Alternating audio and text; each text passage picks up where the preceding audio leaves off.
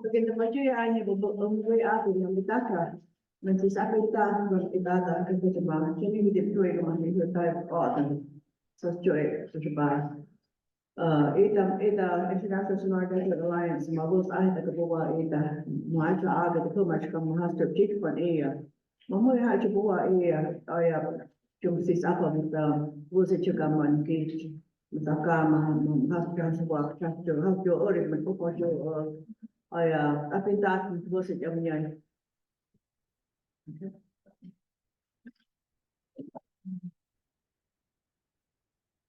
Bienvenido a nuestra membresía anual de la Alianza Internacional de Desierto de Sonora. Gracias.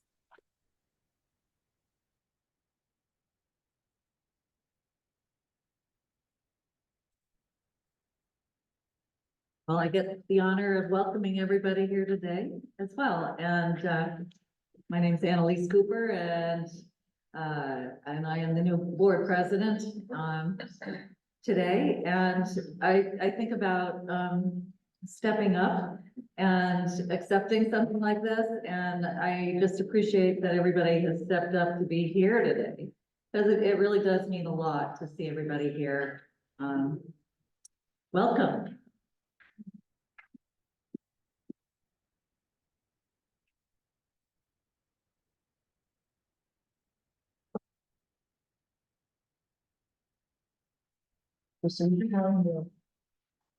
Their annual report.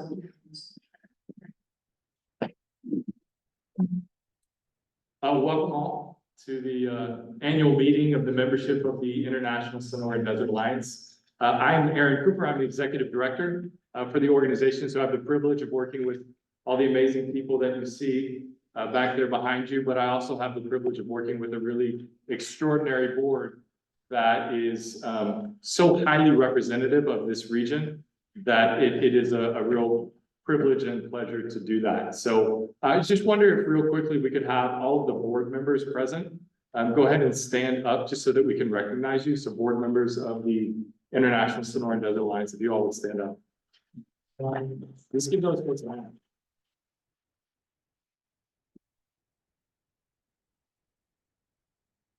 So we're going to kick things off today by walking through 2023 and looking at some of the activities and impact of the organization over the course of a year. And to do that, of course, nobody can tell that story better than the staff back here behind you who actually did that work. So we'll be having them come up and share out as we go through. But I get the pleasure of being able to kick things off with this annual report. And I just want to give some kudos to Crystal Franco, who has taken what was used to be a fairly small, inconsequential annual impact report and really turned it into something significant. So thanks so much to Crystal for all the work she put into this.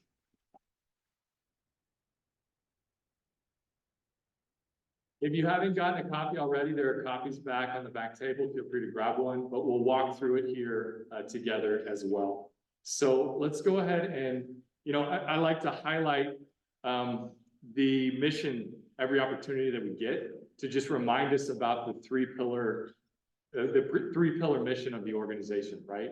To preserve and enrich the environment, culture, and economy of the Sonoran Desert, which is represented by the three mission pillars here. And so in 2023, we had a chance to celebrate 30 years as an organization. And so this particular annual impact report has a large amount of historical information in there as well to just walk you through how the organization has evolved over time. So let's go ahead and scroll on down to this next page here.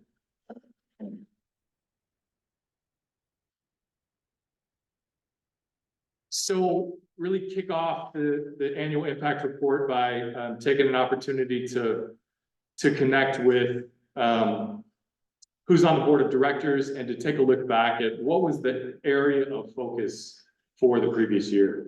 And so for us in 2023, we really committed to taking what had been about 15 to 20 years of pretty concentrated work in the community of Ajo and saying, what does that look like to start to pivot that work back to our larger footprint, right? Because our historical convening footprint goes all the way down to Puerto Peñasco and Caborca, and all the way north up to Gila Bend, and out west to Yuma, and out east to the edges of the Tohono Nation. So if you think about that convening footprint there, that's a huge amount of landscape.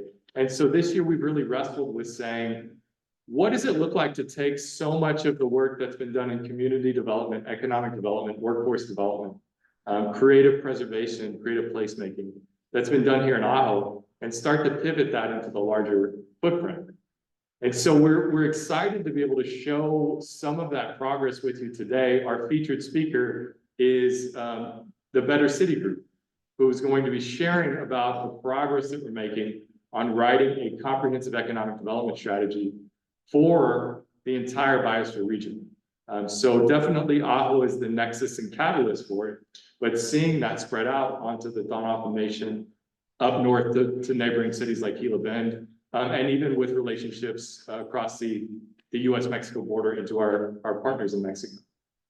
And so that's really what the focus was in 23. So we're excited to be able to share out some of that with you today. So the next thing, if we could scroll down to our volunteer page. Some of you were actually there at the celebration of life today. But in the volunteer section, we really wanted to take a minute to remember and honor a longtime ISDA board member, a culture bearer, a language keeper, and just a really extraordinary individual, Bernard Siqueiros, who passed away earlier this year and had a celebration of life this morning. So I just would hope that we could all take just a moment of silence to remember Bernard and his contributions and the extraordinary life that he lived.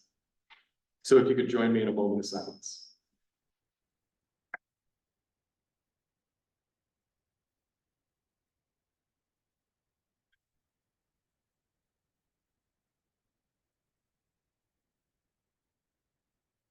Thank you all. If you didn't have the joy of getting to know, he and his wife do this extraordinary work of storytelling and singing and just sharing out culture in such a rich way that we always felt blessed when he could join us for a symposium or some other event to be able to share that out.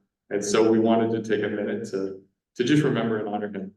So with that, I want to bring up our volunteer and outreach coordinator, Vicki Tapp. If you don't know Vicki, just a really talented and multi-talented individual who wears 20 different hats. But if you've never heard her play and sing before, she's a very talented musician, but is also really good at bringing people together collectively to get things done. So Vicki Tapp, come on up.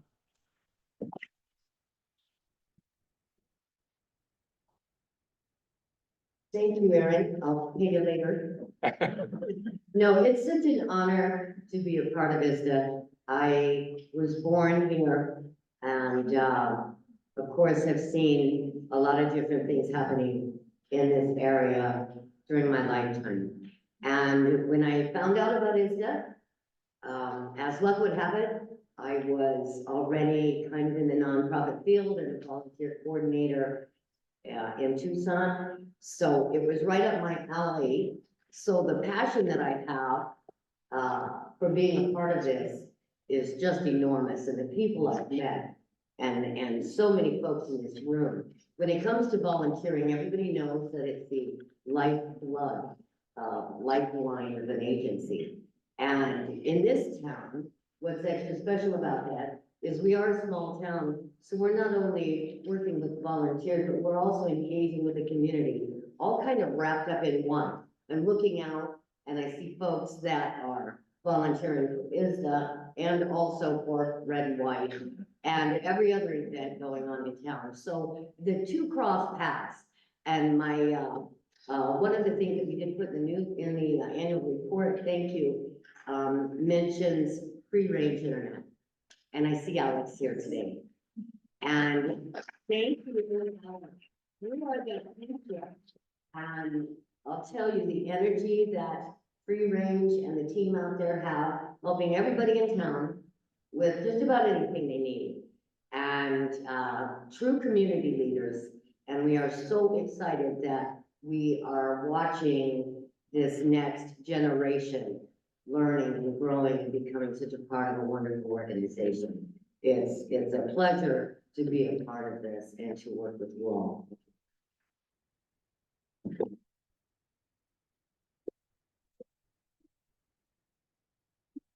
Thank you so much, Vicki. So next up, I wanted to invite to come share with us. This is a really amazing group called the Cultural Crafts Group. I think officially renamed as Tony Cabillas' Cultural Crafts Group. Is that accurate? Am I correct? Yes. In honor of a woman who really spearheaded that group for a decade plus, but did pass away. And so that group has continued on strong and has some fresh leadership there. And I believe Lorraine Eiler has been voluntold that she's going to share about the Cultural Crafts Group. Is that accurate? Was it Brenda or Lorraine or, okay.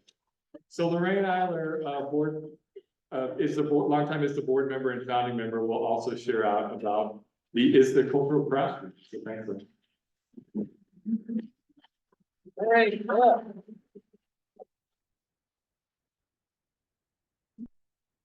Thank you, Cultural Crafts.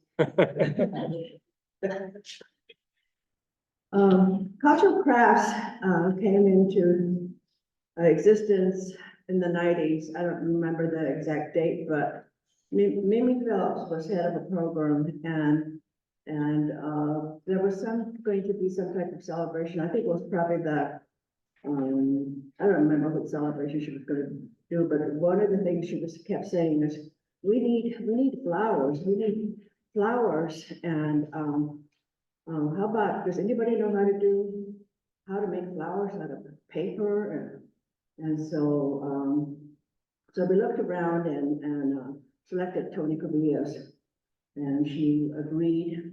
And of course, Tony came on board, and she had all these different ideas of all the different things to do. So then at that point in time, Culture Crafts started. The group are made up of people that come during the winter months and then people that live here year round. So they meet every Wednesday from 10 to 12 and make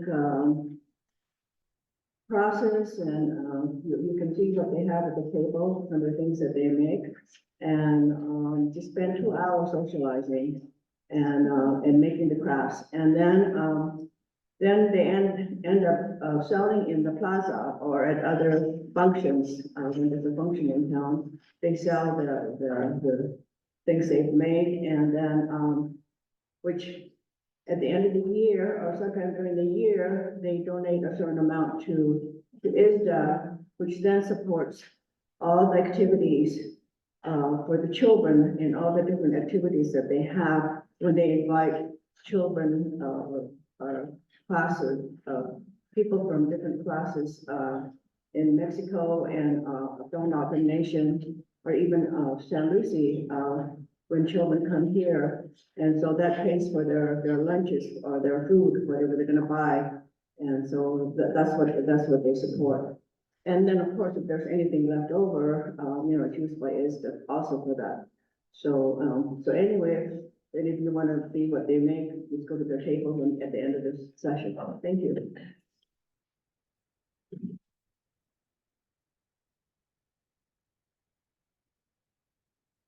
It's an amazing group of people that really take the time to love on this community and to look at the rich cultural heritage of the community as well. So next up, we have, we're going to look at the Play Studio. So we have James Baxter, who is the Play Studio champion. I think is their official title as Play Studio champion, I believe, is what that job title is. But they're going to come up and share out with us a little bit about what the Play Studio is all about.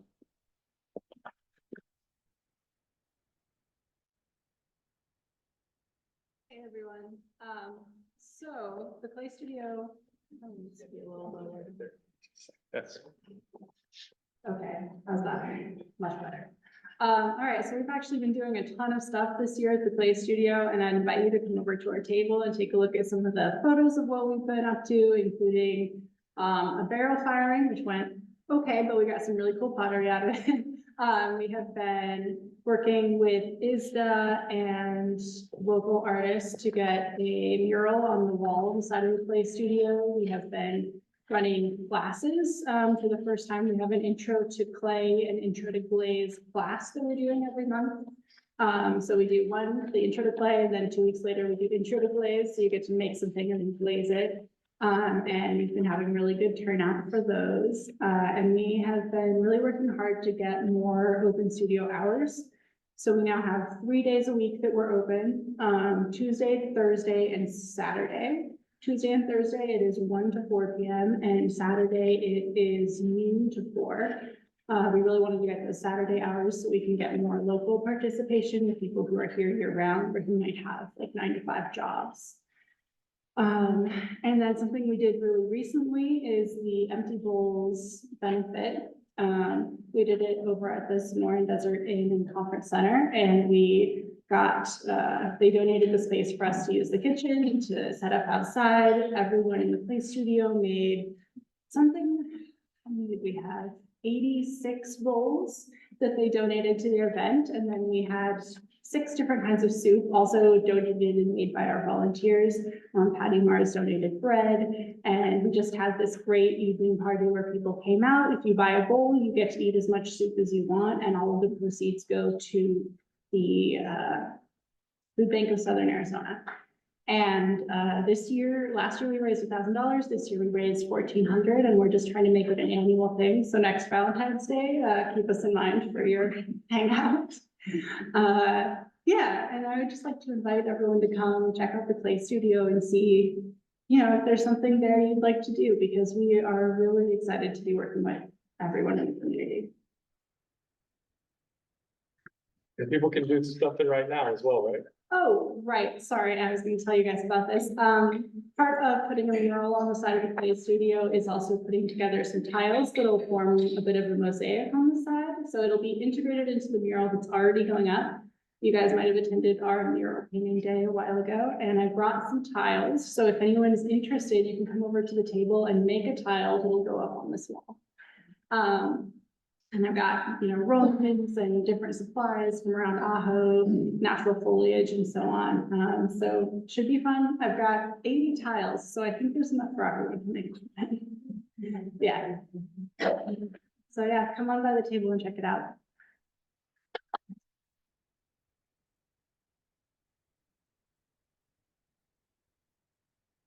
James. So next, we'll scroll down, and there's a financial section here. So definitely, I think more than anything, just a chance to have good transparency, so that, you know, folks are just aware of what things look like on the back end. And one thing I do want to point out, one observation that may jump off the page at you, is you may have noticed year on year a fairly significant jump in both the assets and the liabilities and equity stacks.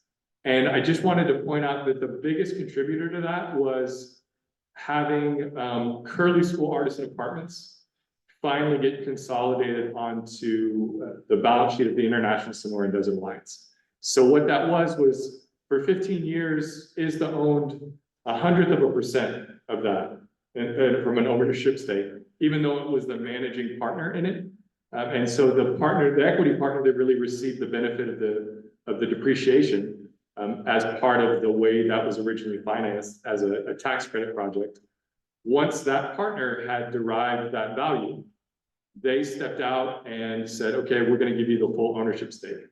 So what that meant was both the assets and the debt liabilities, both of those came over to the books. So if you're wondering, whoa, what happened year on year there? That's really what happened year on year, the biggest, most significant contributor there.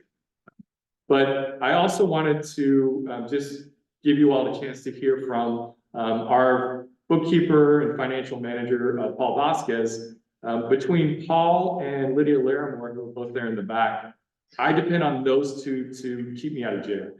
Because I get good ideas all the time and think, hey, why don't we do this? And I depend on Paul to come in and say, that's illegal, Aaron. Let's rethink that, or let's do that a different way, to just keep me on the straight and narrow. And they're kind of the unsung heroes of the organization, keeping things on track. So Paul, come on up and share a few words if you don't mind.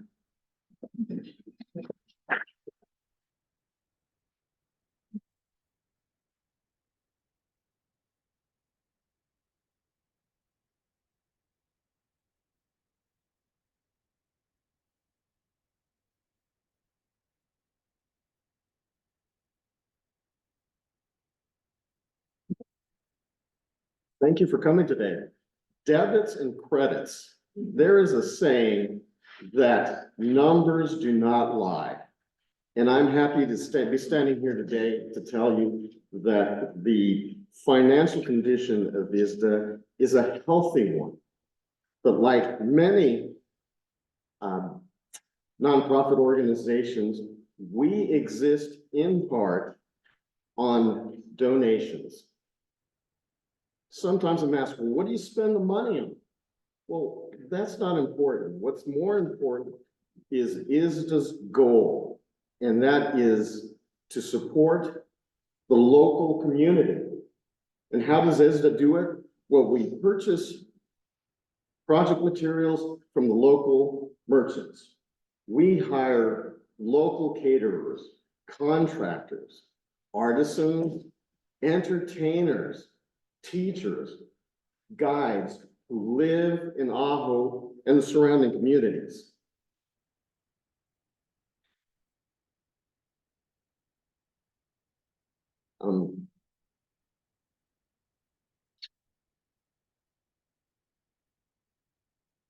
I think if you've donated in the past, I thank you, and I would like you to ask you to continue to do so. I hope you've appreciated our programs. The staff at ISDA has made every effort to earn your support. If you haven't donated, I hope you will leave this meeting today and consider us a just cause. You can make a financial donation, and/or you can provide your support with your time, your skills, and your ideas as a volunteer. Please support ISDA, and you support Ajo. Thank you.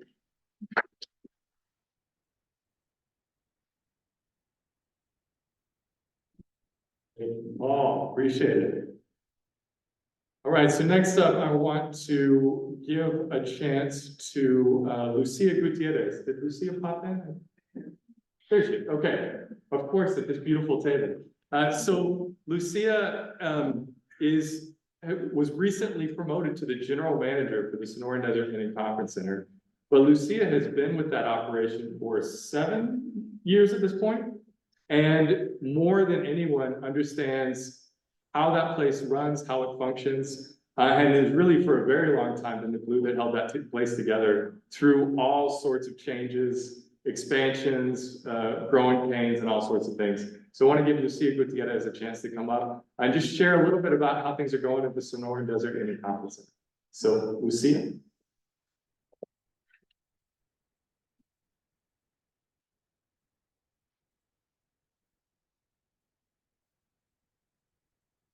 Hi, everyone.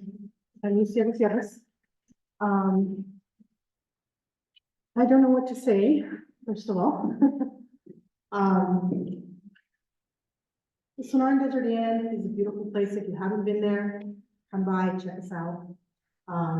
The grounds have been updated and done a lot of work, and they are beautiful, especially this time of the year to come out and just take a look and see what's there. The gift shop that was incorporated this year supports a lot of the artists in our community.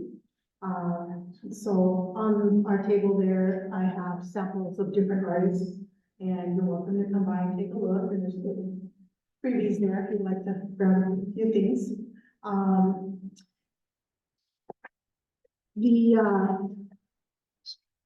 The addition of the gift shop has made our sales for artists or the whole gift shop together increased this year by 174%. And that, you know, we opened the store in October of this past year. And it's been a huge success to the organization and to everyone. In December alone, we sold $10,000 in merchandise and artist goods in the store.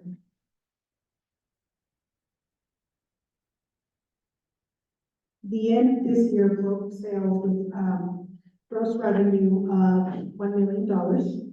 So that's huge for us. For the first time ever, we hit this goal. We hope to continue this goal and this rise this year. I am putting all my effort and time into hoping that we can keep going and have more job opportunities for our home, for its residents, and for all the people in this area.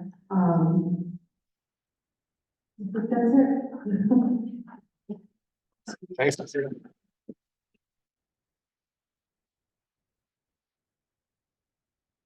So probably worth sharing briefly for those of you who aren't aware of the relationship between the Inland Conference Center and the International Sonoran Desert Alliance. And I'll try not to get too nerdy as we talk about it, but it's what's called a Type 1 supportive organization. So it actually has its own 501c3 status as a nonprofit operation, but it's also a supporting organization of the International Sonoran Desert Alliance. So as a Type 1 organization, what that means is that the board of directors appoints a board of directors to have governance oversight over the inn. But the whole team over there, they're all ISDA employees assigned to operations at the Inland Conference Center. So we're one big team, we're one big organization, but there is a level of independence financially and fiscally. So excited to see what's happening over there, and very excited to have Lucia at the helm. I think she's doing a great job.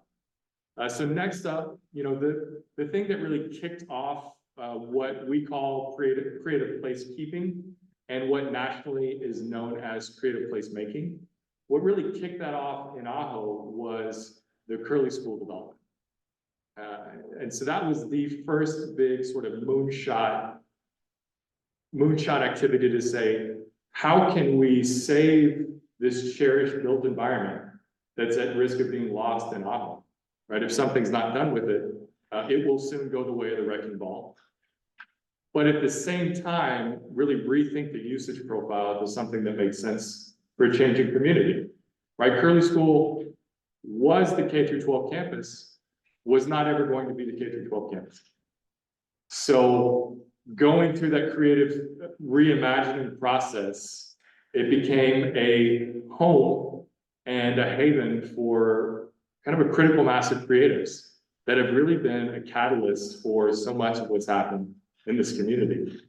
Because if you don't know already, artists can be risk takers oftentimes. I'm married to one, right? And they can take risks in ways that entrepreneurs really need to, by definition. And they can also just really imagine and envision exciting things. So I want to allow Amanda Denny to come up and share a little bit about what's happening in Curly School and what was happening over the course of 2023.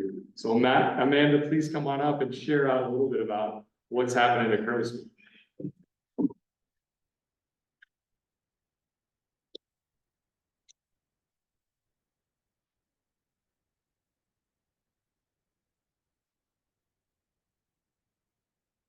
Hi, everybody. I have been the site manager at Curly for nearly 4 years now. I've been an ISDA employee for about 4.5.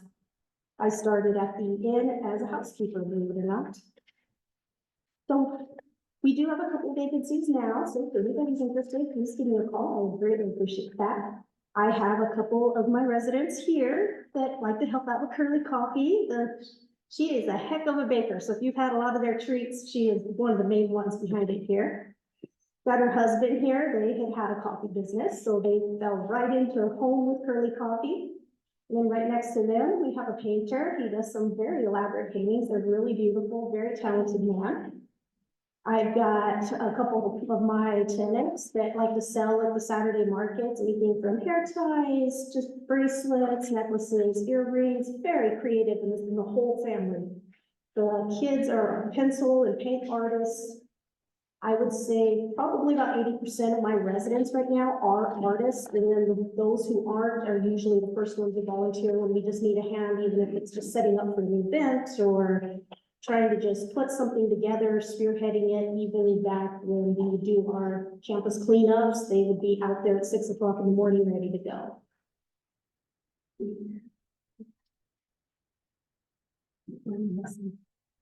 That's great. You might share with people you went to school there, though. I went to school, I was born and raised here. I went to school through at the, where the inn is, through 3rd grade, and that's when they'd shut us down and everybody moved over to the high school. However, we did have prom for 2 years in the Curly building, and it was typically abandoned, and the poor people, volunteers, had a hard time trying to keep us from roaming the halls and going exploring, because it's, well, don't do that, and that's what we're gonna do. So there are strong ties there. It is unique coming back after all these years and seeing that it has been repurposed, but the halls are still just as they were back when we were roaming around getting into trouble. Thanks.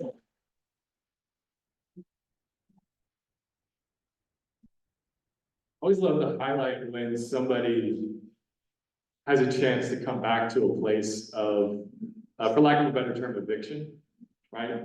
Of community eviction, of like, for example, in the place we're in now, there was a long time the community couldn't come in here because the usage had been abandoned to build out an office space. Or Curly being, you know, closed and disused for so long, really there's a sense of eviction and separation from community there. And so to hear stories of people coming back to those places and reclaiming them on behalf of community, it's always a really exciting part of this work that we do. So thank you, Amanda, for all you do.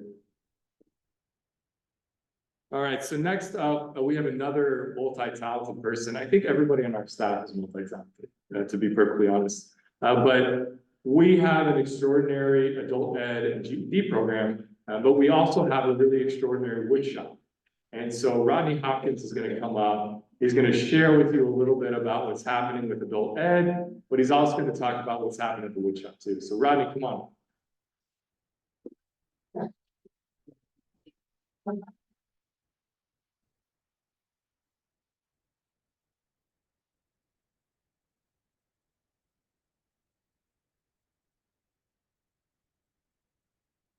Had to see what was going on in years. Hi, I'm Rodney. I'm the director of the ISDA Learning Center and GED program. I am also the teacher, the administrative assistant, the bus driver, and occasionally the custodian for the same program. We've had some big achievements. I currently have more students in the Gavoa district than I have in town. We've greatly expanded that. And nowadays, these days, I go to the Gavoa community on Tuesdays and work with students individually. And then on Thursdays, I go to Managers Dam and work with students out there. One of my students in Managers Dam just a couple weeks ago was accepted into the National Adult Education Honor Society. So we're taking a van to Tucson for the ceremony in a couple of weeks with her, and she's extremely nervous and excited all at the same time. We also have a number of new students. I've got one of whom in town is about to become the second fastest GED graduate I've ever seen. So that program keeps going, and we've now been in talks between ISDA, NAF, and Pima Community College and Pickawon District about expanding our program into there, because that's another district that is a whole lot closer to Ajo than it is to the program themselves. So I'll switch hats now to woodshop, where I am the main sawdust wrangler. I have a really good group of volunteer stewards that we keep the shop open for at least 4 hours a day, 5 days a week, where folks can come in and either have us work on stuff for them, or if they come in and take a basic safety class with me for a $20 fee, they can come in and use the shop anytime at $20 a month. They can come in and use the shop anytime that one of the stewards is there. One of the most exciting things that happened recently was Wednesday, we just got a really nice new table saw in there and been rigging up dust collection and all of that. So I encourage y'all to stop by. If you haven't been in there in 4 years, it is completely different than it used to be. So that's it.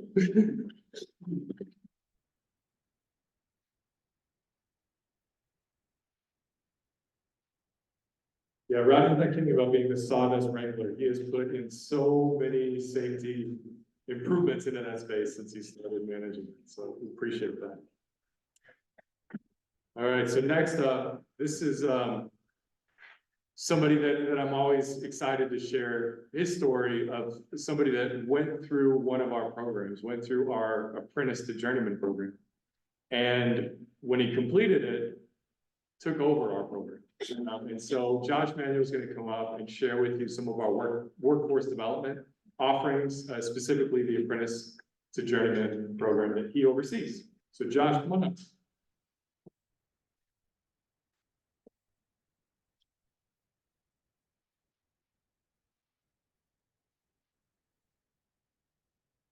Good afternoon.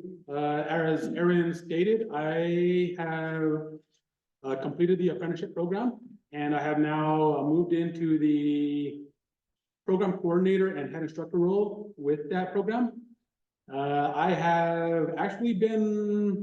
started there as an apprentice about 11 years ago, almost to the day.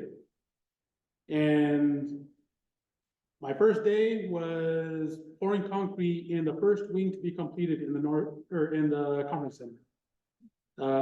I was part of the entire renovation of the Sonoran Desert Inn and Conference Center, all the way through to last year's completion of the North Wing project, which, as far as I understand, is the completion of the conference center.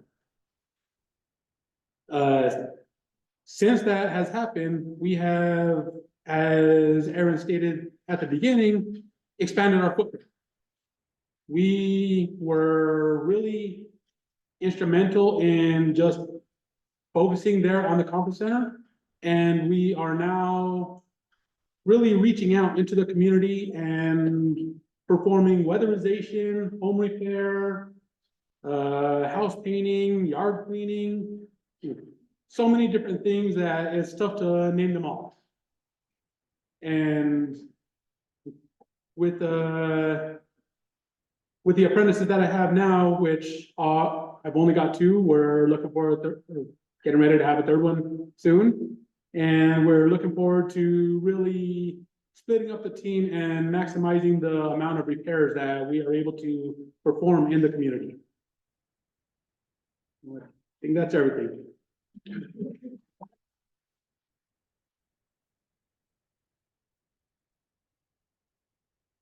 Yeah, Josh got thrown into project management role for that North Wing, and he had to go through a pandemic, supply chain issues, and a complete turnover in all of his apprentice team as he worked through that project. So extraordinary commitment to the goal, and the place is beautiful. So if you haven't had a chance to tour over there or stay over there, definitely recommend you do that.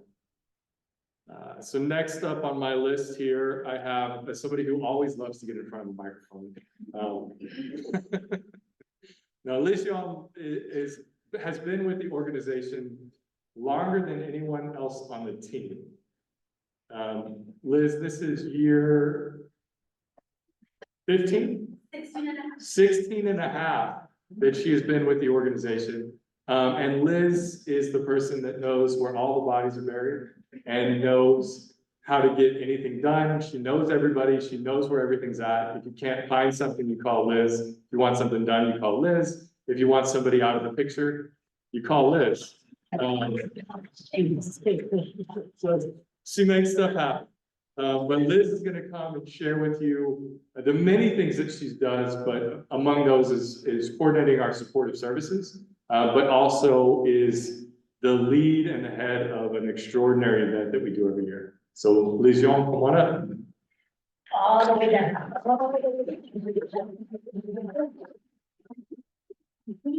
Okay, thank you, everybody, for being here.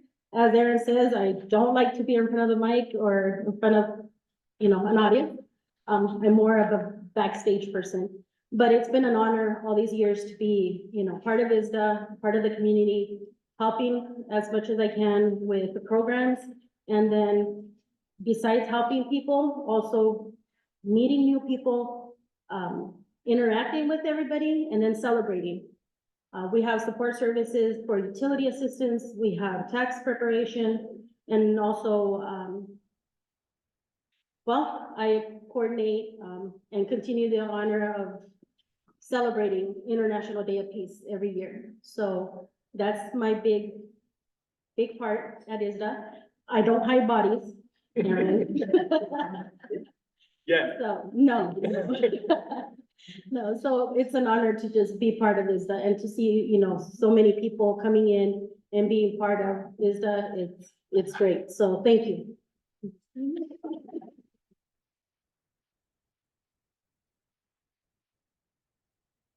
Yeah, so in your impact report, there's a really great sort of history of the International Day of Peace page on there that just walks through what that has looked like over the years. It celebrated 20 years as an annual celebration this past year. And it's been amazing to see it grow, from inception by somebody many of you probably know personally, Mimi Phillips, and really handing off that torch to Liz, who has been the lead cheerleader to make that event happen every year. And so thank you so much, Liz, for all you do. So the next thing we were going to look at is, and just touch on briefly as we kind of lead into the tail end of the report here. The center of your impact report that you've got in front of you there really walks through the founding and development of the International Sonoran Desert Alliance over the years. And then it does that alongside kind of a reflected process of the Sonoran Desert Biosphere region. And so for those of you who aren't aware of what that is, or maybe you've heard of it, but aren't really sure what it means, I just kind of wanted to walk that out for you to be aware of how it dovetails into the work that we're doing and how it dovetails into the featured speaker for today. The Sonoran Desert Biosphere region is a member of the UNESCO World Network of Biosphere Reserves. So that means it's honored and recognized by UNESCO as an area that is a prime example of an extraordinary natural resource, but that also really has close ties and connections with the human element, right? That the program for UNESCO, it's a little out of date with the gender roles, but it's called the Man in the Biosphere program. But it's really the human in the biosphere program to recognize how integrally connected those two things are. And in particular, in this environment, an environment that really evolved alongside humans in the environment with the awesome people, that this is a particularly prescient example of what a biosphere region is and what a biosphere region can do. So it started as really just an overlay on a National Park Service unit. Morgan Pipe Cactus National Park, or National Monument, was overlaid with the recognition as a first generation UNESCO Biosphere Reserve. Over time, that program evolved though to say, we don't want to just recognize places that are preserved or preservation by closure or wilderness designation or ones that really don't have active human elements in them. And so National Park Service really struggled to say, how do we fit into this evolving program, right? That here's our park unit, there's our boundary, the people that live in our park staff, and that's about it, right? That's what the National Park Unit looks like. It's an extraordinarily beautiful and rich biodiverse place, but it doesn't have a highly active human element. And so in wrestling with that challenge of how to fit into the evolving framework, National Park team reached out to ISDA and said, hey, you all have the kind of footprint that this biosphere really needs. You all are working with communities. You're doing community development. You're doing economic development. You're working with other land managers. And so that was really the start of that evolution to say, hey, maybe this grows beyond what was once known as Organ Pipe Cactus Biosphere Reserve into what has been renamed the Sonoran Desert Biosphere Region, to really honor and recognize the fact that flora, fauna, and humans, they don't stop at the boundary of one landscape designation, right? And so we have formally folded in Cabeza Prieta National Wildlife Refuge. They're formal partners in this bioregion. We've folded in the BLM landscape that connects communities of Ahuwai and Lukeville to the bioregion as well. And then we're in the process of what I call an aspirational framework. And our aspirational framework really mimics ISDA's convening footprint, which takes us all the way up to Gila Bend, takes us out to the Thonotha Nation, takes us west out to some of the communities along the I-8 corridor, it takes us south into working with our Mexican partners. And so that's really that evolution that we're seeing in the Sonoran Desert Biosphere region. And we're not just using it as a designation, we're trying to build off it too, in a really powerful ways. So one of those has been developing a shared brand. So we have brand assets now for the Sonoran Desert Biosphere region. And then we're also working on an economic development strategy, which is what we're going to talk about here in just a moment as Better City comes up.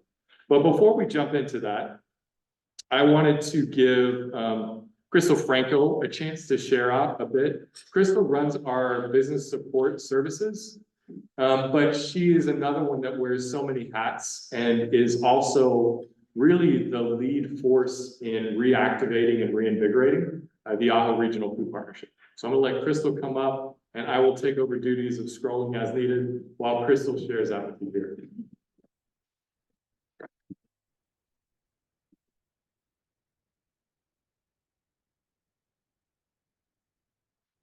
Can you hear me? Yeah, I was hopeful I'd get my pass for doing the annual report.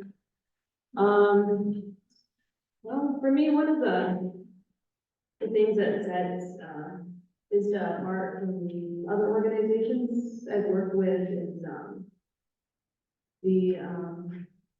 its ability to maintain its relationships and connections that are built over the 30 decades. I've only been here in Ajo for 4 years and I'm not from here. And so,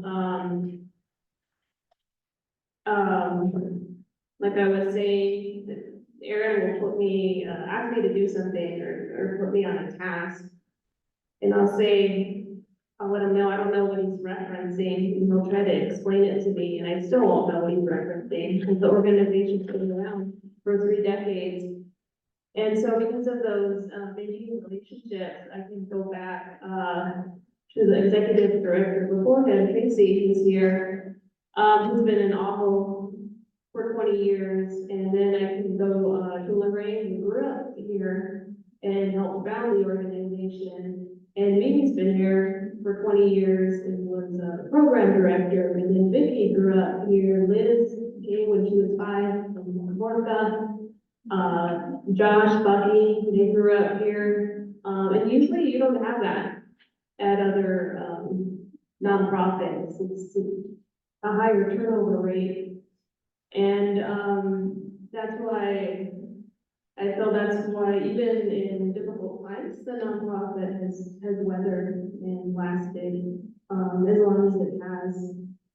And part of that was the timeline in here. I thought one way to celebrate the 30th anniversary was that I put a timeline so that we could all reflect upon the accomplishment that has happened. And Tracy said, a timeline won't fit because the organization has accomplished so much. And so this is a sampling of what I've taken from different people suggesting to me what to put in a timeline. And so it was helpful for me in doing this new regional planning work through like a biosphere perspective. And it helped me to see, where the nonprofit started from and how it's gone through its cycles, but it always seems to return back to its what its original, mission was. Because a lot of nonprofits, they shift like every 5 or 10 years, but ISDA's, it's been pretty on track from what the initial, dream was 30 years ago that Maureen and others, had hoped. Is there anything else you want to bring on? I think that's great. Yeah. Thanks.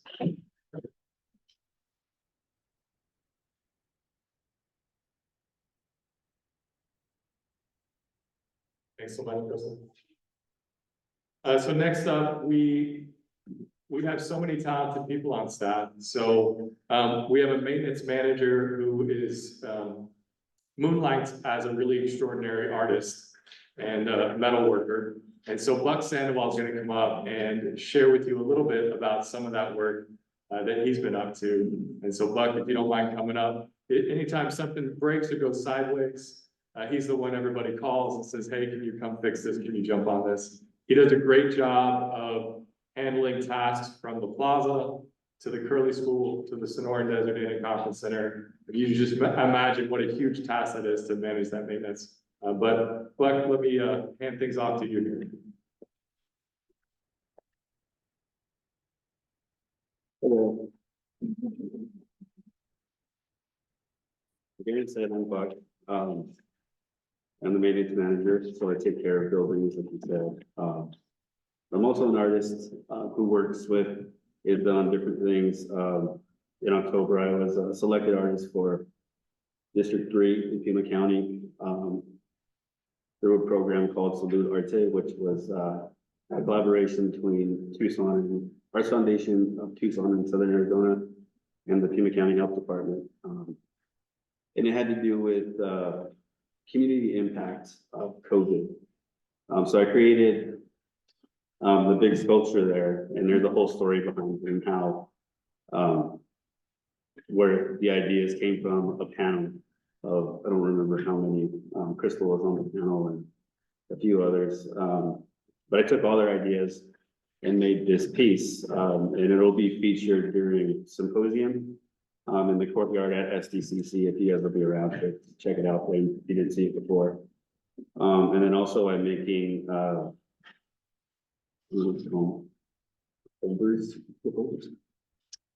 Frames. Frames, yeah, I'm making frames for some symposium as well, and I have 2 examples of them at the table back there if you guys want to see.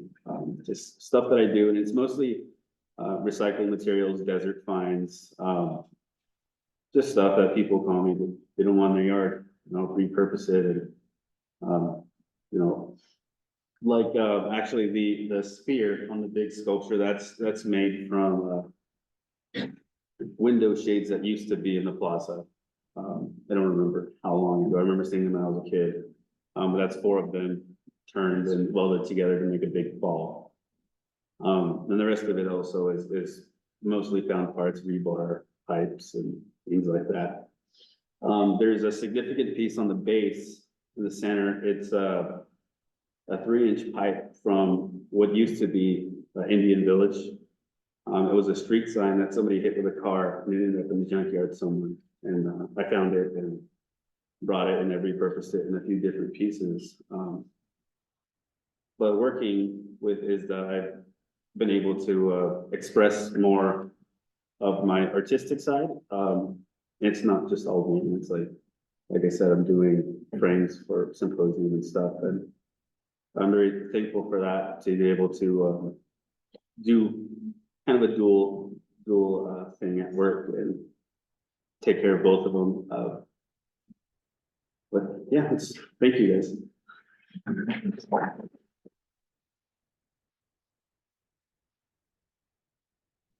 If you look at the old photos of International Day Peace, there's a picture of Buck as a teenager building some of the first doves when he was in high school. So that's just this amazing story of a young person sort of growing up in the programming and then really coming into his own with a really strong community artistic voice. Yeah, so it's that upper right corner there, right? Is that you, Buck? is working on one of those International Day of Peace puppets. So that's awesome. And so the last thing, and this gentleman wasn't able to be with us today because he's actually singing as part of Bernard Securis' celebration of life. But we did want to take a moment and just recognize one of our board members, Stanley Cruz, who this past year was recognized through a Master Apprentice program, really geared toward passing on sort of tradition and knowledge and skills from generation to generation. And Stanley was selected as one of those Master Apprentices for his role as a language keeper and singer. And so he's been working with, I think his nephew, is that right, Crystal? With his nephew to try to pass on some of that knowledge and some of those songs. He is the board member. He's also chairman of the Sinaloa district. So he couldn't be with us today, but I did want to take a moment to recognize him on that. And so with that, I mean, really, folks, you can see how when I have to give an elevator pitch for the organization, I need a really long elevator ride, right? I just have to hope that, you know, we get stopped along the way or something, because it is such an extraordinary, comprehensive organization that is only possible to do that breadth of work by the team that you just heard from, right? I get a chance to sort of be in the spotlight and cheer people on and champion the work, but in reality, this is the group that gets things done. And so I just want us to please take a moment as membership, as board members, to really cheer them on and thank them and give them a round of applause here. So thanks all.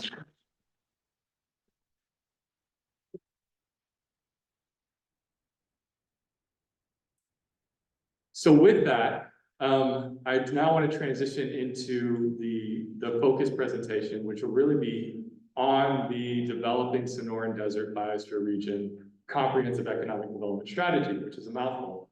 But we'll need to promote Eric as presenter here. We'll just need to let you screen share out, I believe is what's going to happen. So I can handle the Zoom stuff if you want to hop up here. So I'm going to hand off to Eric with Better City, and they are going to walk through their presentation.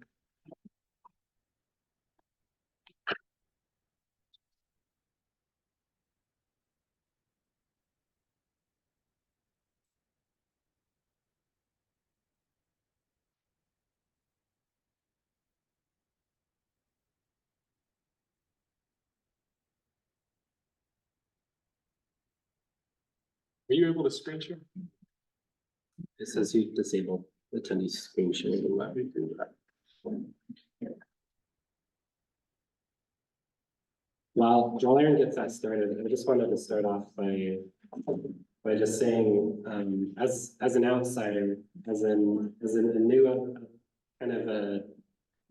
kind of viewpoint person here, as someone who's worked a lot in rural communities. I've worked all across the United States, from Oregon to Maine, and in very small communities of populations of a couple hundred people to huge regions of millions of people.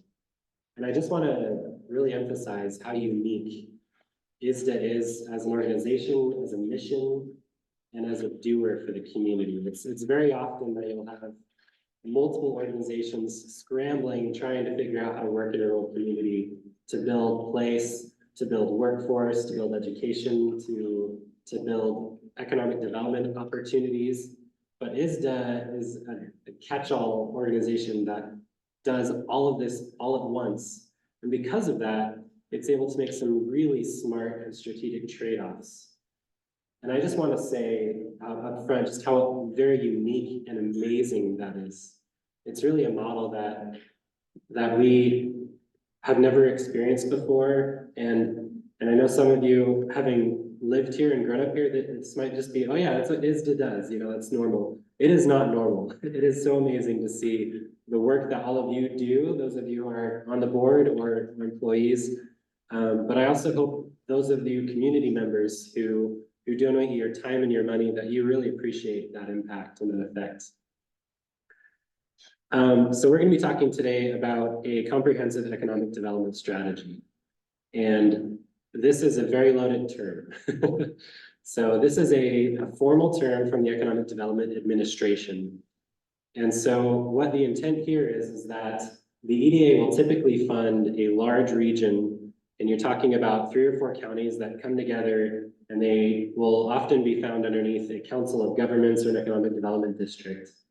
And it allows all of those counties to come together and say, here's our regional strategy, and we're going to push these types of industries or these types of opportunities. And EDA can then, pointing to that strategy, you can apply for funds for grant dollars. You can apply for operating dollars if you have a specific designation. We'll talk a little bit about that later today. But this is really a strategic play from ISDA to be able to open another funding channel, essentially. And it's not just for ISDA. Any community, school district, nonprofit, it's really just only for-profits are exempt, can apply for grant dollars and point to what the strategy is that we're wanting to develop as the guide and as the funding channel. And EDA can fund that now because of this. And so again, I'm turning back to this inclusivity, this very strategic way that ISDA approaches everything. This is another great example of that. And that's the intent of this strategic document, is to get all of the intended Sonoran Desert Biosphere region together, all of those players, the communities, the nation members, and all the districts, and give them opportunities to apply for funds for their own projects. So for the agenda today, we're going to be going through the scope and purpose of what we are going to be doing within this document. We'll give a quick report on the interviews and focus groups and talk about how we leverage those. Then we'll run through a quick SWOT analysis, which is part of what's required for that document. And we'd love to get your thoughts and insights on that. And then we'll finally jump to some topics that we've identified as we've been meeting with stakeholders and focus groups throughout the region. Sorry. Okay. All right, so just a couple other things that I wanted to include that I haven't talked about yet is that the SEDS documents are always a 5-year timeline, and they'll look to renew that every 5 years. And it's if you are an economic development district, it is required that you do that in order to continue getting funding. And so this is the first one that has ever been done for this region, but it's also, interestingly enough, the first one that has ever been done for EDA, where we're not looking at county boundaries, where we're looking at a biosphere region as the region qualifier. So that's a really exciting opportunity. And this EDA's kind of first crack at doing it. So I think they're really interested in seeing the outcome and seeing it as a model. And one of the reasons why we feel like doing a SEDS is so important is because, you know, the idea of Ajo and Gila Bend and Tahoe Nation districts, they're all the way over in the most rural parts of large counties, and Arizona has large counties.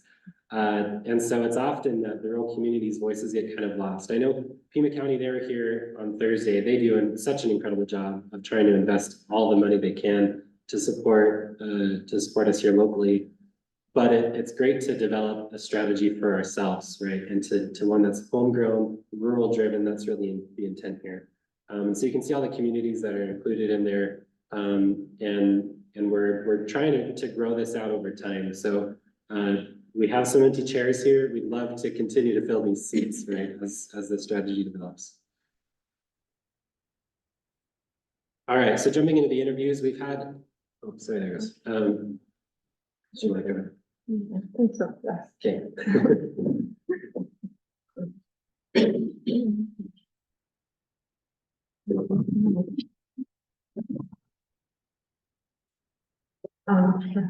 Hello, everyone. I am Sarah. I'm also from Belarus City. So I would just like to talk about the interviews and focus groups we have done. And like we have done a lot of interviews, 20 individual interviews and 5 focus groups. And probably like we have done interviews and focus groups, some of you here. And if you remember us from December 2023. And from these topics, these are in the right-hand side, you will see left-hand side, you will see the common topics that we analyze through these interviews and focus groups. And we will be discussing these topics in a second in detail, but I just would like to give you the overview. There will be the tourism, energy, and government private jobs, And the other one was the quality of housing for the whole region, and food access, workforce pathways, healthcare access, and leadership and business succession. So before moving on, our details, we would just like to do a quick quiz with you. If you can please put the QR code and answer the question, like give 3-5 words describing what is great about the Sonoran Desert Biosphere region. So here's the QR code. If you can open and answer, and we will be discussing. It's an interactive one. So when you answer, we can see the results.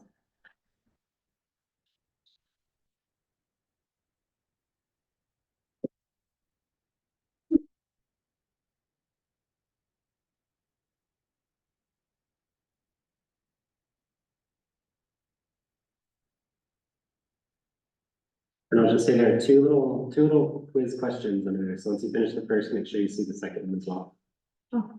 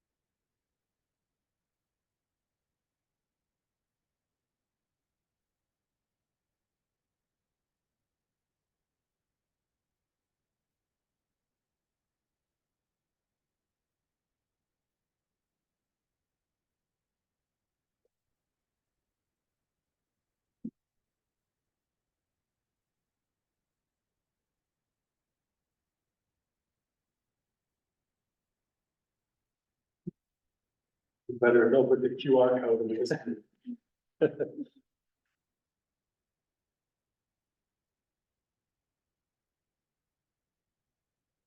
Great, thank you, everyone. Anyone else need the QR code? Go ahead and take your time and fill that out. And we'll go ahead and move on to the next section here, just in the interest of time.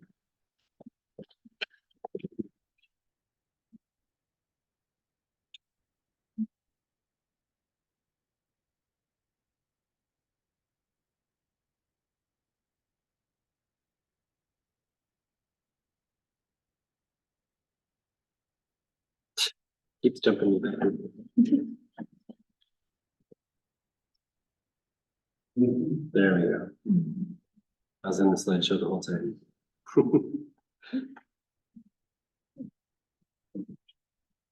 All right, and we're gonna be sneaky about that because that allows us to leverage this word cloud for our work here and talk through what you guys said to us here.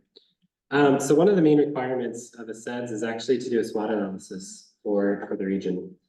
And so we want to just walk you through some of the high level things that we found here. And you'll have an opportunity at the end of this presentation to give some really direct feedback. And I'll be sharing the slide deck with Aaron as well. So if any of you are interested in it after the fact, we're happy to share it. But to just walk through some of the strengths and weaknesses for the region, I would like to just point out some of the really amazing things, and especially that second to last box, right? When you're thinking about ISDA's triple focus, I spoke a little bit about that at the beginning, just how amazing that is, and to stretch that out and to increase the capacity of ISDA would be really, really important, I think.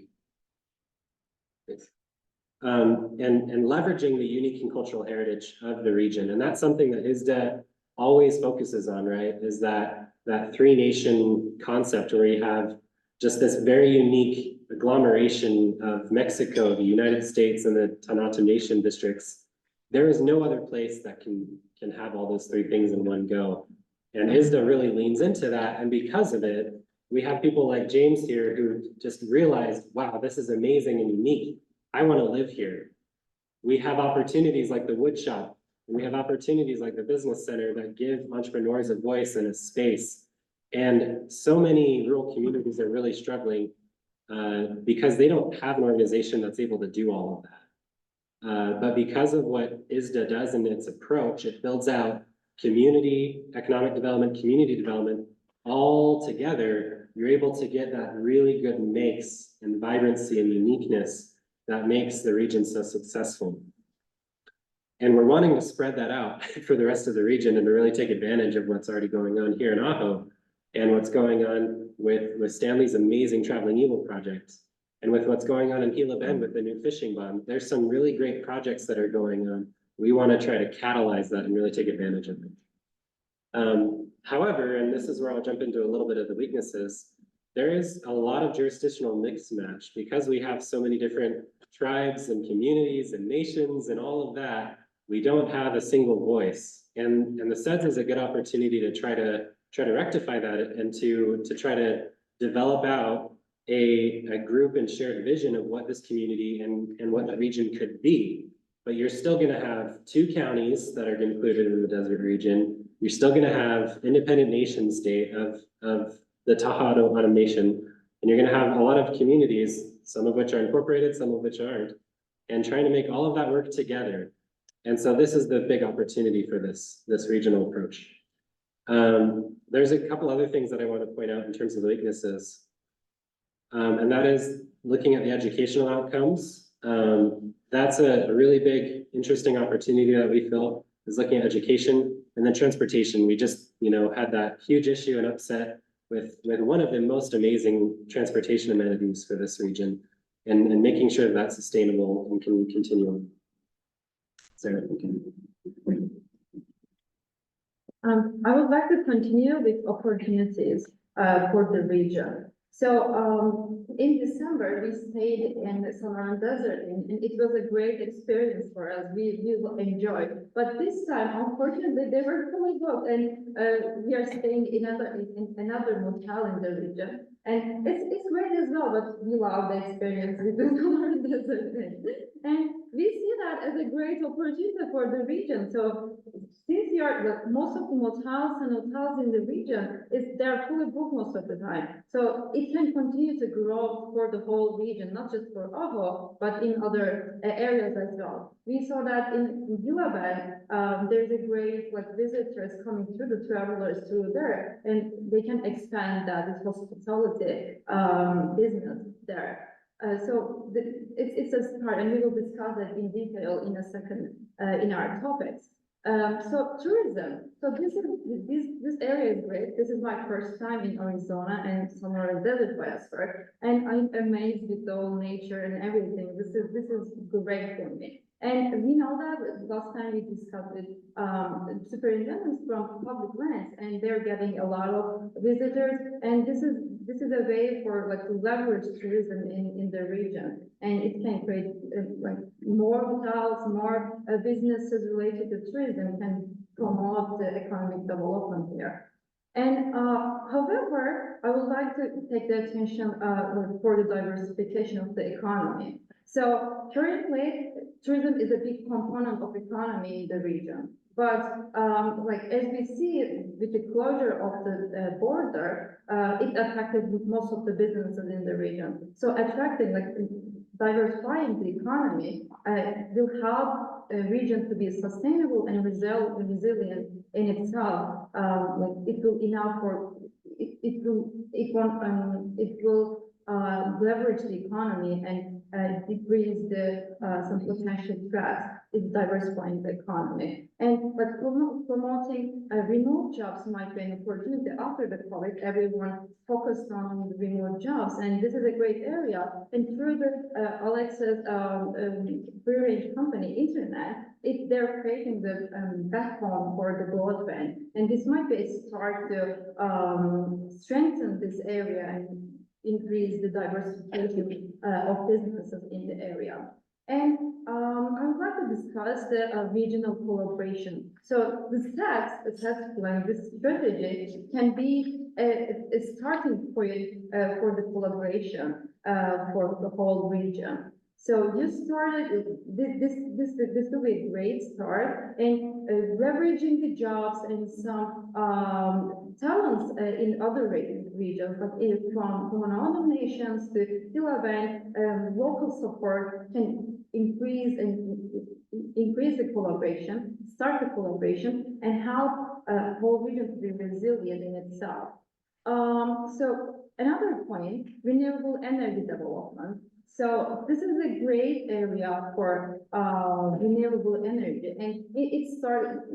We saw that in Hulaban, they're focusing on renewable energy, and this might be a way to bring that here as well, and in whole region actually, because renewable energy will be our future, and to stay resilient and sustainable, this is really important for the future. And the last component I would like to discuss in opportunities section, education and research facilities.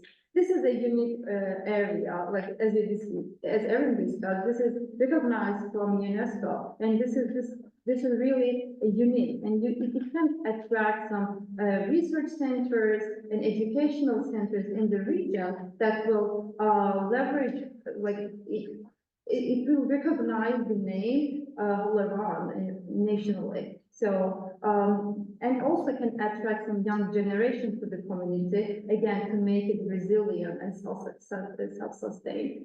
So from here, I would like to just touch on threats, as we discussed the dependency on borders, and these are the external factors that affect the whole region. So borders, and maybe this is not that external, but the aging demographic is really important. Attracting the young generation, and it will help to, like as I said, to resilience and self-sustainability.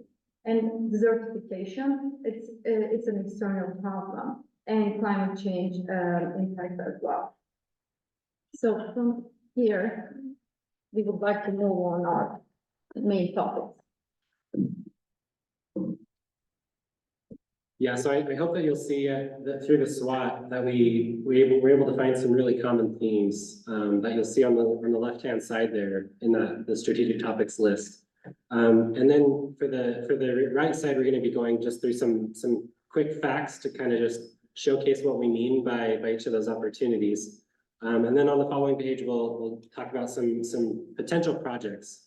But again, this SETS plan, the intent is not to be prescriptive by nature. It's not like we're saying, Gila Bend, guess what? You're going to have a new hotel in your downtown. It's really just to say, hey, hospitality is a great opportunity for the region. And now all the communities, you know, if you want to do a project here, you can point to this and get some funding.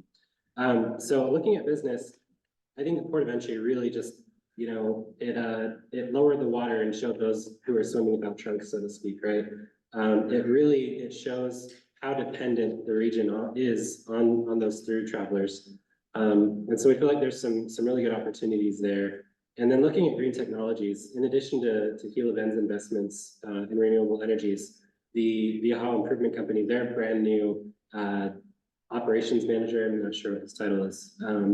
He has some really great experience across the board in management and investment in green technologies. And we think there's some really interesting opportunities there as well to make this whole area an energy corridor. And then you also have the potential for a desalinization plant that I know is thinking about connecting Mexico to Phoenix. And this might be along that corridor, right? And so you have some really great water opportunities that might be coming through over the next several years.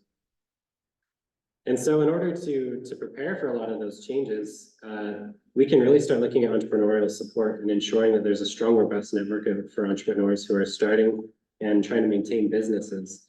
And then looking at how do we develop high-skilled workers and make it where they're not just providing service-oriented jobs, which is the current economic base for the region, but thinking about how do we provide well-paying jobs in technology or renewable energy sectors that can be self-sustaining and export-oriented, what's called trade sector jobs.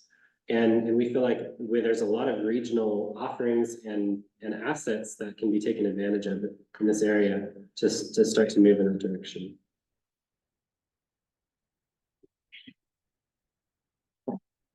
And the other topic we would like to discuss as main, is education. So again, we did some analysis for, Arizona as a state and Sonoran Desert Biosphere region. So first, when we look at the high school graduates and equivalent, we see that there is not much a gap between Arizona state and the biosphere region. We see that about 10 to 13% difference, but the main difference comes from the primary labor force participation rate. So when we look at the participation rate, we see that there is a huge gap between Arizona state and the region. So this is a kind of a trap for the region.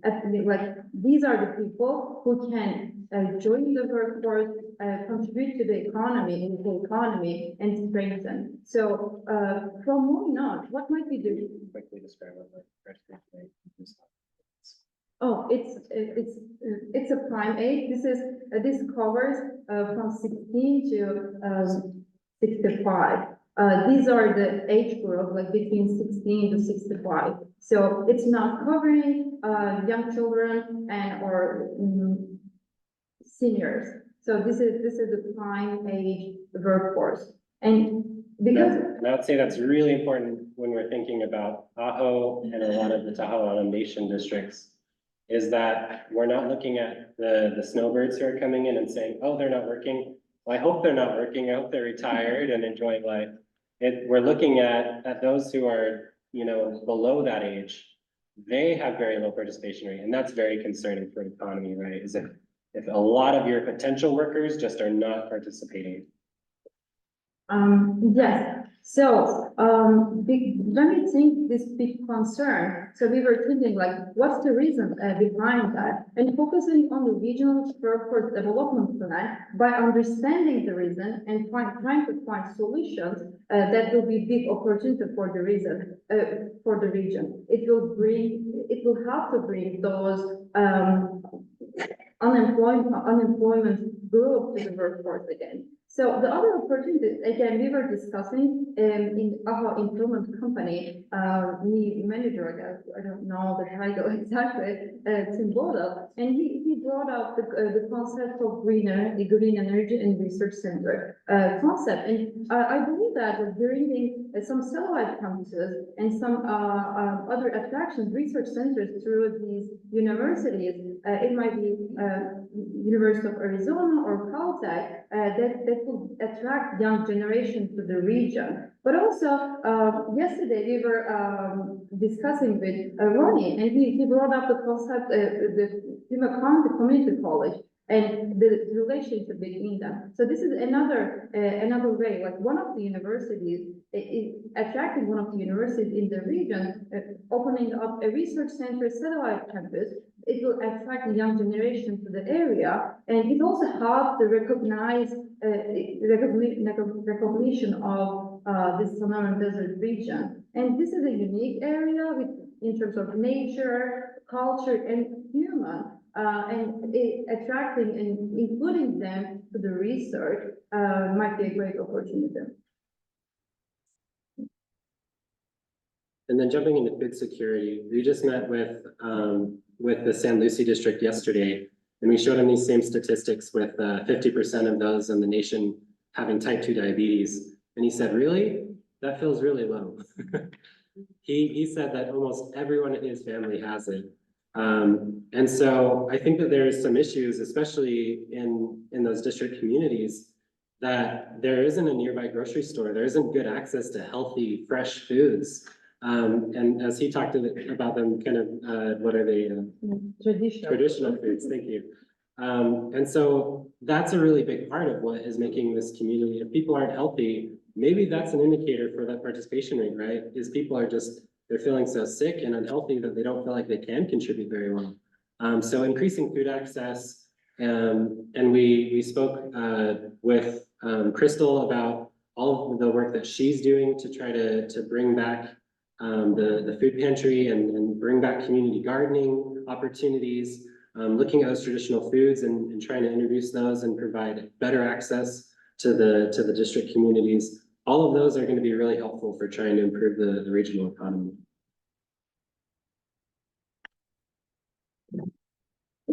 And the other topic I would like to discuss is healthcare. Again, yesterday, we were discussing with Jose from Sonoran district, he's a chairman, and they said that there is no local healthcare facility over there. They're using the mobile healthcare system. And again, we did some analysis, and when we compare like the population without insurance, the difference is not, the gap is not that high.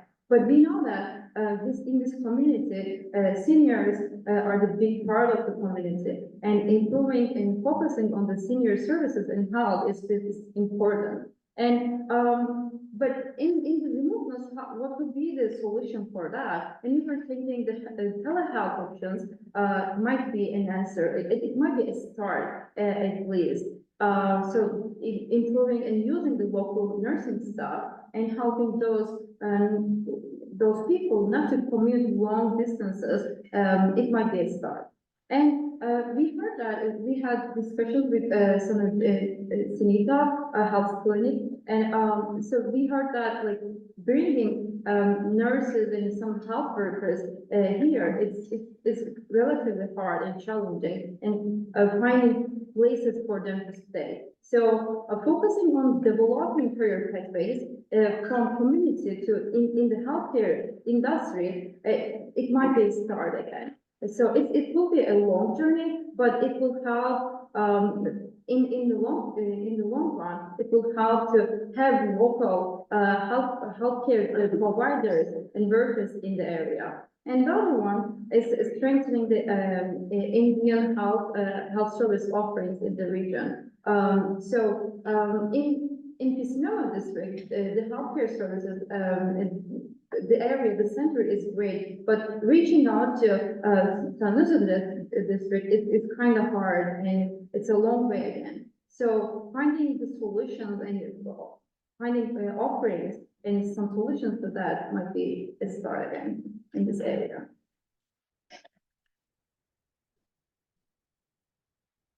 The next one I wanted to look at is this project is a pioneer model for leadership and regional collaboration. We've realized how amazing ISDA is, but there's very few other organizations in the region that are really being able to successfully pull off economic development projects. And so we'd love to develop that out and expand ISDA's influence, not just in terms of its programming, but in terms of its leadership and capacity too. I see back here on this table some amazing future leaders, right? But how many of you are Aho based, right? And how can we spread that training and leadership capacity and expand that out throughout the region and look at future leaders and future models and make sure that the region is strong in perpetuity, not just in the next generation or two. So there's one big opportunity, and this I think would be very much an ISDA-centric question, which is, do we kickstart the idea of this SEDS, which right now, if the SEDS is published, then that's great, you have funding through grant dollars. But you can potentially apply for what's called an economic development district status, and then EDA would provide continual funding and operational funding. And that would be a potential other revenue source for ISDA to accomplish this. And so we'll be working with Aaron, but I did, and I'll just kind of touch on it very quickly, maybe, to pull up the requirements for an economic development district. They have some very specific requirements in order to be adopted and accepted by EDA as that. And so I just want to say that it does exist, and ISDA seems like it could be a fit if you wanted to go that route. So we wanted to work with Aaron and the board as an opportunity. Again, we're not going to be prescribing what should be done. We just want to provide this as an opportunity that you could seek after this and have another funding source from the federal government and have regular funding in addition to the grant dollars that can be awarded. This would take approval from the state. You'd have to be able to prove these other requirements. But I think it's a potential large opportunity, and ISDA could be the main point of contact and kind of graduate into that EDD role and then have that persistent funding available to. Eric, can I ask a question? Yeah, That letter D, is that not to be interpreted as having to include all of a particular county? That is covered, I guess, and we can dig into this offline, but I think that's been my question around EDD. yeah, from my interpretation, but I am not EDA, so we need to go to them. Is that we could ask for an exemption from that where we're not having to include the whole county. Got it. But that is an outstanding question. Okay. And so it's really just, does ISDA want to pursue that? And then we can go to EDA and say, hey, we want to make this work. You just funded a SEDS for it, so can we look for a status here? Got it. Oh, it's still showing. I apologize. I'm in my master's program and we have a project due tomorrow, so all of my student colleagues are freaking out.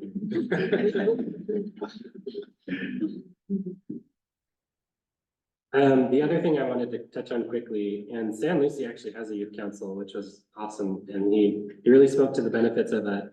And when we brought it up as a topic, he's like, yes, please do this. Is they actually have a youth council already formalized, and they leverage it as an opportunity for the youth to help make decisions in the district and to attend those meetings and then understand how the council works and how to present and how to propose projects and get things approved.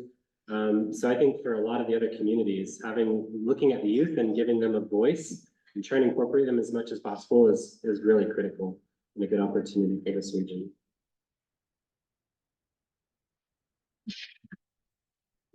When we have done all those interviews and focus groups, housing topic, it came a lot. And we heard that topic in every discussions. So when we did again some analysis, we saw that compared to Arizona, in the region, the median year structure growth is from 1960 to 1975. And compared to Arizona, the buildings are in the region is relatively old. And it caused some problems, of course. It brings a lot of problems with itself, like in terms of the quality of the housing. But also we heard that there is need for housing a lot, especially for the short-termers in the area. But when we talk to the San Luis district and Kissimmee district in some other regions, we heard that there are a lot of interest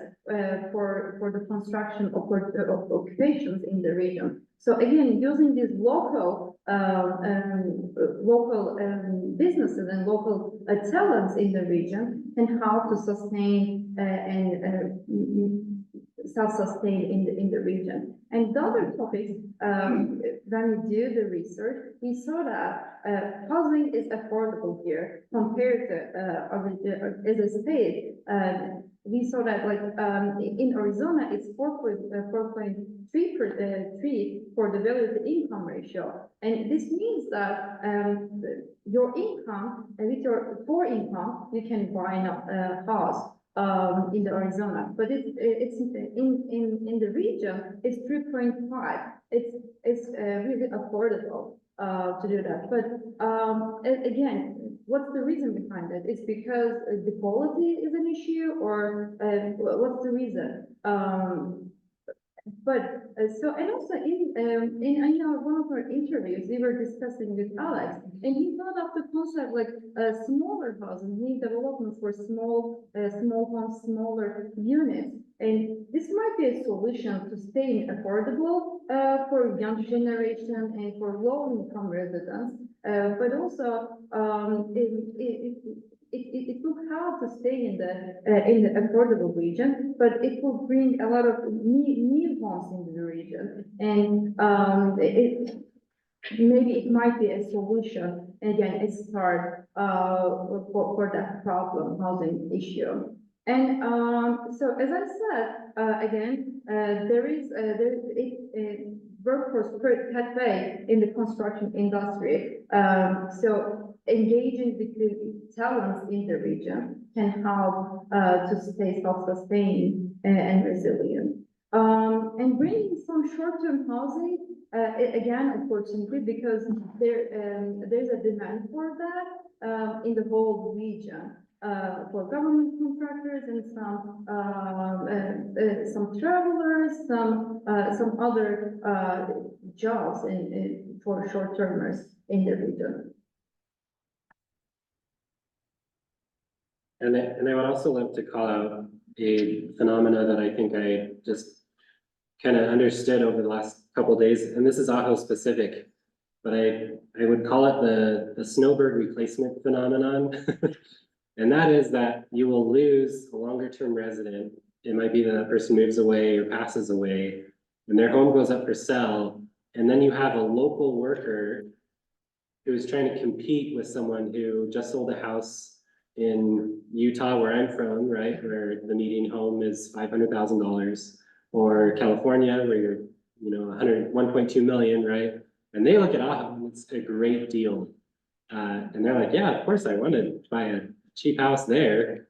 Well, that's something that I think is a risk for Ajo residents. So I just want to know that we see that, and we're going to be thinking in terms of resilience for the region, especially Ajo specific, how to address that issue and make sure that local workers get maybe first pickings at those kind of housing options before they're replaced by snowbirds who aren't able to provide the workforce opportunities and the year-round residency. Finally, and this is kind of a good segue into it, is tourism and placemaking. Tourism has a huge economic impact.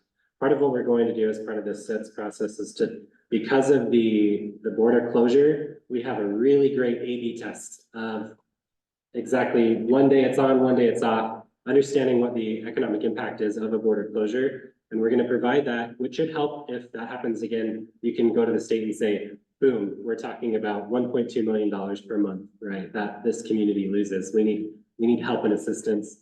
But on the flip side, hotel capacity is pretty tight. You have a lot of the motels and hospitality offerings in the region are fairly well booked out. And Lucia was gracious enough to tell me that she's welcoming she's happy to introduce a new competitor for the hospitality.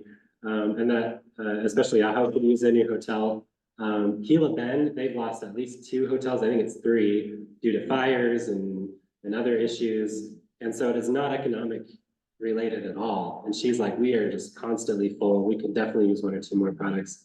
And then Traveling Eagle and Stan Lee in Pacinimo, that's one of his parts of his grander vision, is to do a hospitality offering, looking at the way that people used to live and providing an experiential hospitality offering, which is just incredible. So hotel and hospitality is across the region, a need and an opportunity that we definitely have. In addition to that, looking at maybe some resort specific or resort focused hospitality offerings, so you're not competing with the offerings that are currently in place. And because a lot of people are going to Mexico for that resort type feel, why not make Ajo the destination or Gila Bend the destination instead? And then looking at potential tours where you can help kind of guide the people through, where Ajo is no longer just the place where you go to get Mexican insurance, but it's a place where you start your stay and they take you through Mexico and provide tours and tourism opportunities. We've been thinking about that. And then destination amenities. And Ajo does such a great job where a lot of people, they know Ajo as the place with the amazing plaza and some amazing places to look at and do. And just look around here, right?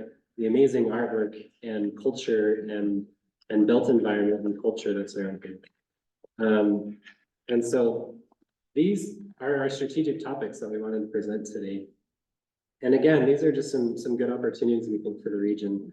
To close, we wanted to kind of open the floor for Q&A. But while that's happening, while you guys ask us questions and give some further discussion of some things, please go ahead and pop your phone open and go ahead and fill out. We have a couple questions for you, and opportunities for feedback for those who don't want to speak out or don't want to be rude because you want to say something really mean. Then feel free to just type it and we'll read it later. So I'll go ahead and open the floor. Any comments or questions on some of the opportunities that we talked about today? So I did hear that for nonprofits only, this opportunity that we're talking about. Nonprofits, government organizations, school districts, workforce boards, all of those are eligible for EDA funds. So for-profit organizations would be the only ones that are not eligible under the typical funding. Has there been any study as far as how to make the homes here? I don't think they're owned by some. I think many of the big homes are owned by people who live in the community and then went elsewhere for jobs and have come back. That's my opinion, you know, based on my research. But then vacant homes. No, that's a great perspective. No, but we do help the economy a lot, and I do see a number of smokers who have made this their permanent home after, you know, discovering. So, but the economy, I mean, you know, without the smokers, unless there's jobs for the little kids, they're not gonna be able to. Yeah, it's a delicate balance, right? Providing the people to occupy the coffee shop and the bookstore and the library and, you know, some of the basic amenities that the snowbirds are actually spending to make sure that they're financially sustainable for the other 6 months, right? It's a very difficult balance, but I'm glad you brought up the housing question, because that was my understanding, is that the snowbirds own the majority of the homes that are vacant. And so if you feel like it's more potential, like it went into trust and that might be why it's vacant, or what you're saying is they moved away and they just maybe don't occupy it anymore, that would be an interesting opportunity to see if we can shake some of those vacant homes loose and provide additional housing. And that's commonly the story for rural communities, is that it's grandma used to live there and now it's split between all 4 of us. We think it's worth more because we want to get a little bit more than maybe what the realtor said. So they just sit on it for a long time and then it just starts to go bad. That's the common story. And so there are some good solutions to address that, if that is the case. So I think that's a great input and we'll take a look at that. Another. Oh yeah, do we have one over here? Yeah. Are you guys still working through the public comment phase? Yeah, this is it, that's today. Oh, good. Yeah. Well, and the other one, are you guys working on the project as part of your masters or as an employee? No, as employees. Yeah, apologies. The masters is a separate thing. And well, congratulations on the computer. Thank you. Appreciate that. Yeah, in the front here. I didn't hear anything about,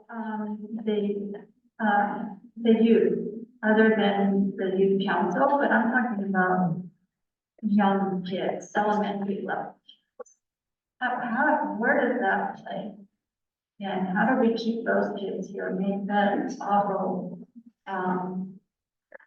appealing to them who want to live here? Yeah, so all the information we presented are the topics that have been brought up by the stakeholders. So honestly, that is just not a topic that was brought up, was the younger children. It was often very much in the terms of the teenagers and the young adult workforce. And there is possibly, because our questions are focused around economy, that maybe that's just what people are thinking about. But are they the long term? Yeah, so I will go into maybe a little bit there. It's often that if you have very young kids, elementary age, that means that they have parents who are kind of that very key workforce demographic age.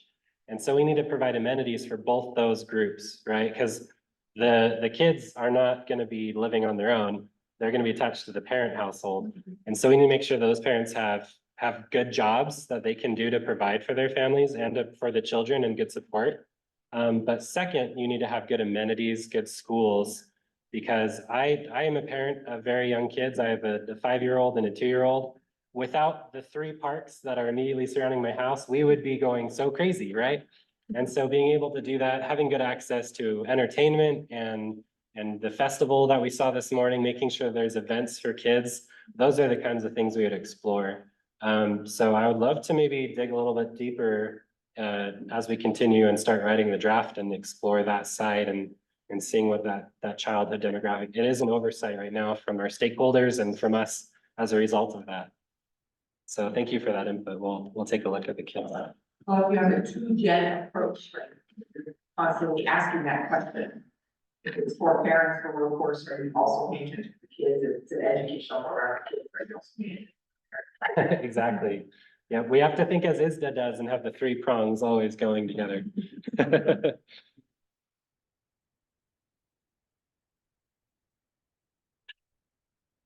Great. Did everyone have an opportunity to participate virtually? Want to make sure that we don't have any technology issues? Happy to help there. Yeah, and back again. Do you guys have this information available to the public? Yes, yes, we'll send Aaron our slide deck and you can send them out to everyone. And then I also have my business cards. You can get one for me and I'm happy to share it directly with you. You can give me your contact info. Ed, yeah. Something that we haven't talked about is, a wash fly. And, at this time, anybody can buy a water supply to the highest bidder. And I think our water supply is crucial for us to go forward and keep forward with that. We need like community, control, ownership, whatever, over our water supply. So when you say our, what would that be? Would that be Ajo? Would that be Ajo residents? North of us. That we, I don't think Ajo has control over. And, if Phoenix wants our water, they can probably buy it. Yeah, I worked in Nevada where there was a company out of New York that was buying a lot. And then, yeah, Saudi Arabia, I know, is buying a lot of water in Arizona. It's a big issue here. Yeah. I mean, Jim, that's a good point. I think Hilo is wrestling right now with potentially moving into an active management district based on the drop they've seen in groundwater around the region. A lot of it in agriculture, but you know, that's definitely a move away from local control, and one can argue it's necessary based on some subsidence we've seen. That's a really good point for the region to be wrestling with. Yeah, I'm curious if Arizona allows for special districts that could do like a water district specifically. So you don't have to, we don't have to bring up the scary I word that I used Thursday night, incorporation, to address water issues. But I think you can do a special district approach potentially and provide some kind of ownership model like that and protection. And that'd be county probably that would get to manage that one. That's a great feedback though. Thank you for mentioning that.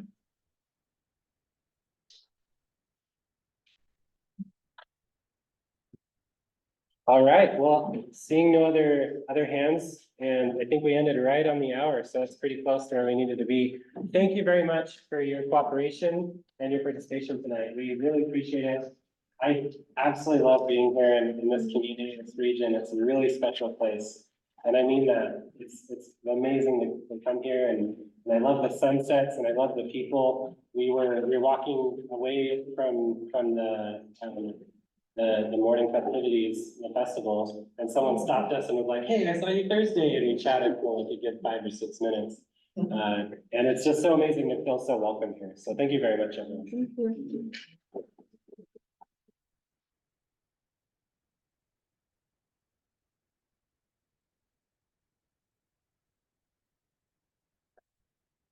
Yeah, I think if you just stop sharing there we go.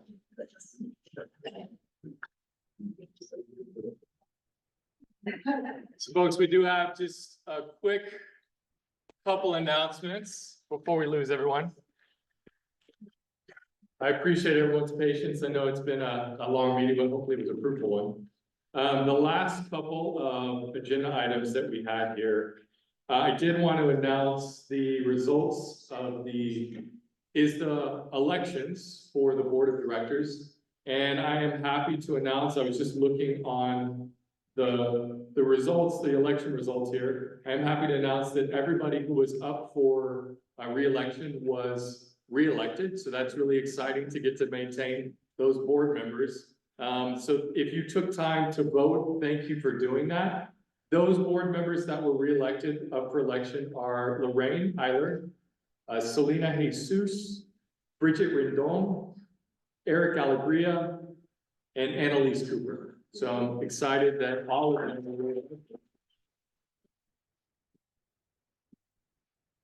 And the other thing I wanted to do is announce the officers for the upcoming year. We did have a little bit of a shift in what our officer makeup looks like. And so she already announced it, and happy to second that announcement, but the new board president is Annalise Cooper. So happy to have Annalise in for this one.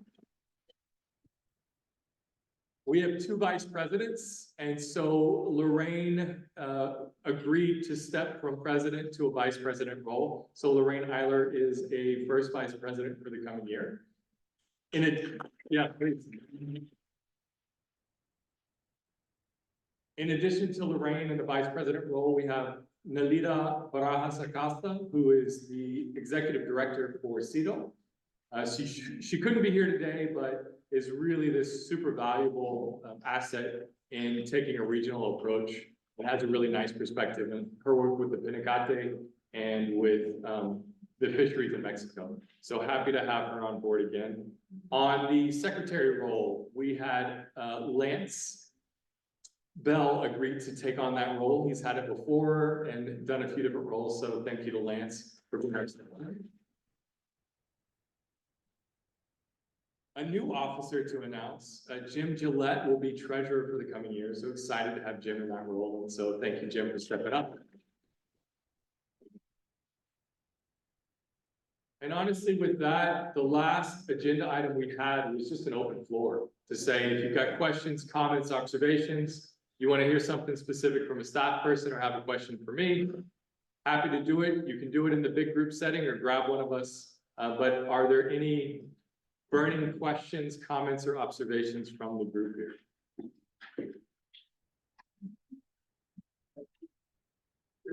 Keep up the good work. Yeah. If you didn't hear that, it said keep up the good work. I'd say yes. Well, thank you all so much for spending the time with us. Please grab some sweets, some coffee over here. Take time to chat with the team or buy some goodies. I see some gorgeous stuff over here. So thanks all. Thank you.